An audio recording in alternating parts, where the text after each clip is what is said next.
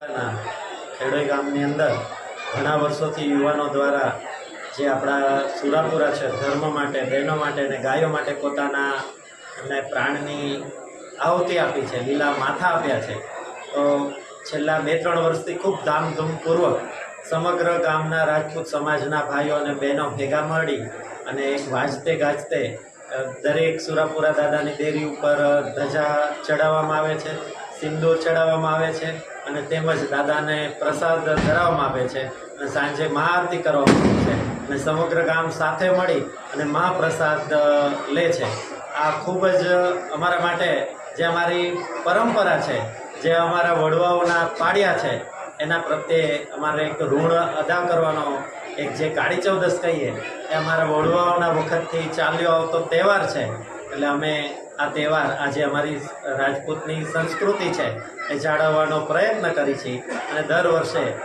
સમગ્ર ગામના તેમજ જે ગામના લોકો બહાર ગામ રહે છે તેઓ પણ અચૂક અહીંયા આવી અને હાજરી પુરાવે છે અને આપણા સુરાપુરા દાદાના આશીર્વાદ લે છે. હજી પણ ઓકારા દીએ જેના હોમાઈ ગયેલા હાડ એટલે સૌજન રાખીને 7 તારીખ પૂજા કરે છે પાડિયા. આજે પણ આપણી પરંપરા એ સાચવીના ખેડૂત ગામ સાથે ઉભું છે. સુરાપુરા દાદા જે ગાયો માટે થઈ, ધર્મ માટે થઈ, બહેન દીકરીને આબરૂ બચાવવા માટે થઈ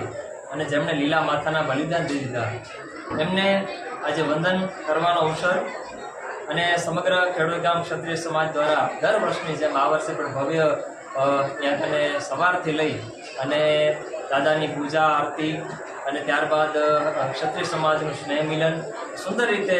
આ બધું આયોજન જે કર્યું છે, ખરેખર એક ચારણ તરીકે મને ખૂબ રાજીપો થાય છે. આપણી પરંપરા, આપણી સંસ્કૃતિ, જે આપણા સુરાપુરા દાદાઓ, જે આપણા વડવાઓ, જે આપણી પરંપરાને સાચવી અને આપણે જે આપણી ઉજળી પરંપરા દીધી છે એ સાચવીને એ રસ્તે આપણે ચાલીએ તો આપણે ક્યાંક ને ક્યાંક આપણી પરંપરાથી અલગ ન થઈ જઈએ, આપણા અસ્તિત્વ પણ આપણને મદદ કરે. એવા સુંદર મજાના વિચારો થકી ખેડૂત ક્ષત્રિય સમાજને મારા કરોડો ચારણ તરીકે વંદન કરવાનો આજે જ્યારે ખેડોઈ ગામ અને સમગ્ર ક્ષત્રિય સમાજ આજે જ્યારે બહોળી સંખ્યામાં ભેગો થયો અને દાદાની ઉપાસના વંદના કરવાનો અવસર મળ્યો અમને, એ બદલ ખેડોઈ ગામનો પણ ખૂબ ખૂબ આભાર માનું છું.